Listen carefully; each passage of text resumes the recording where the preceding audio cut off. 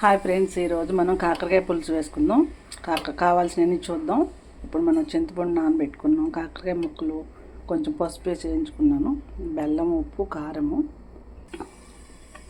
ఇప్పుడు ఇది ఉల్లిపాయ, పచ్చిమిరపకాయ, ఈ క్లిప్పింగ్ మిస్ అయింది. దీంట్లో 2 వంకాయలు కూడా వేసాను. వంకాయ, ములక్కాయ, కాకరకాయ ఇట్లా పులుసు వేసుకుంటే చాలా టేస్టీగా ఉంటుంది.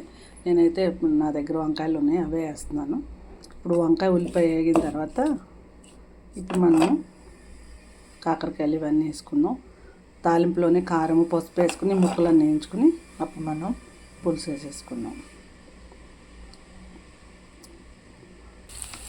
ఇప్పుడు మనం వేయించిన కాకరకాయ ముక్కలు కొంచెం పసుపు వేసి వేయించుకున్నాను. ఎందుకంటే తొందరగా మనం తాలింపులో వేసినప్పుడు ఎక్కువ వేగవు కాబట్టి కొంచెం పచ్చి పచ్చిగా అనిపిస్తుంది. ఇట్లయితే ముక్క చాలా టేస్టీగా ఉంటుంది.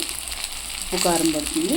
మీరు బెల్లం తింటే బెల్లం వేసుకోవచ్చు, లేదంటే మామూలుగా కూడా వండుకోవచ్చు. నేనైతే ఉప్పు, బెల్లము, ఇది కల్తీ లేని బెల్లం అన్నమాట. ఇది నల్ల బెల్లం, గట్టిగా ఉంటుంది, పిండి వంటలకు కూడా పనికొస్తుంది.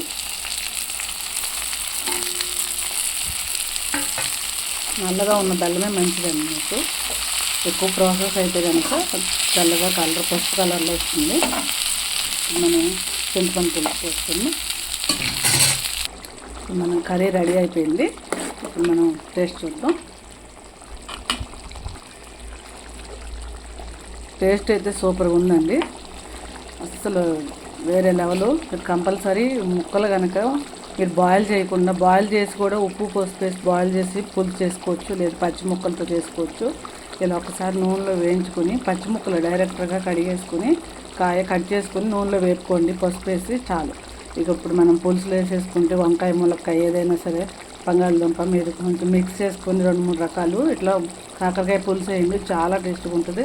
వంకాయతో కాంబినేషన్ అయితే అదిరిపోయింది. మీకు కొన్ని నూరు అవుతుందా, వచ్చేయండి టేస్ట్ చేద్దాం. ఇప్పుడు మనం బౌల్లోకి తీసుకుందాం. ఇప్పుడు మనం బౌల్లోకి తీసుకున్నాం. సూపర్ టేస్ట్ అండి, తప్పకుండా ట్రై చేయండి. వీడియో నచ్చితే లైక్ చేయండి, షేర్ చేయండి. Thank you.